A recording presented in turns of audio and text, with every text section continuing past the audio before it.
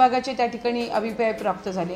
आज माहिती व तंत्रज्ञान विभागाने IT विभागाने जो काही डेटा दिलेला आहे तो साधारणपणे चंक आहे, 26 लाखाचा तो चंक आहे। आता 2,63,00,000 जे काही रजिस्ट्रेशन झाले याच्यातले साधारणपणे आमच्या छाननीमध्ये जे विभागाने छाननी केली होती सुरुवातीपासून त्याच्यामधना जो लाभार्थ्यांचा आकडा होता जो 3-4 महिन्यासाठी स्टेबलाइज होता हा 2,47,00,000 होता। याचा अर्थ असा की 2,63,00,000 रजिस्ट्रेशन झालं होतं। आता स्क्रुटिनी जर केली नसती तर 2,47,00,000 वर तो कधी आलाच नसता, तर 2,63,00,000 वरच राहिला असता। त्याच्यामुळे ते साधारणपणे स्क्रुटिनी ही आमच्याकडून चालू होती।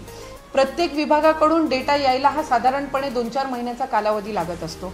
26 लाखाचा जो डेटा आमच्याकडे आता प्राप्त झालेला आहे हा जनरल डेटा आहे। याच्यातले असे काही लाभार्थी असतील जे आमच्या पहिल्या स्क्रुटिनीमध्ये सुद्धा त्या ठिकाणी वगळले गेलेले आहेत।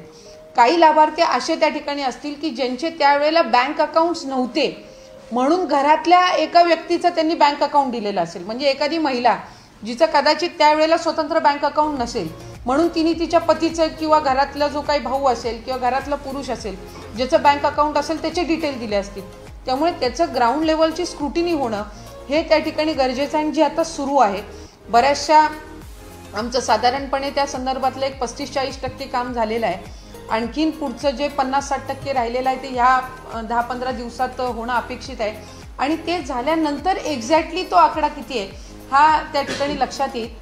त्याच्यामध्ये सरकारी काही काम करणारे आहेत या संदर्भात तर राज्याने भूमिका घेतलेलीच आहे की त्यांच्याकडनं जो काही लाभ गेलेला आहे तो चलान त्या ठिकाणी हे करून तो ट्रेजरीमध्ये राज्याच्या तिजोरीमध्ये तो जमा होणार। त्यामुळे अशा काही ज्या उपाय त्या संदर्भातल्या भूमिका आहेत किंवा निर्णय आहेत ते घेतलेले आहेत। या 26 लाखाच्या संदर्भातली सविस्तर स्क्रुटिनी झाल्यानंतर राज्याचे मुख्यमंत्री आणि दोन्ही उपमुख्यमंत्री मंत्रिमंडळ हे त्या संदर्भातला योग्य तो निर्णय घेईल।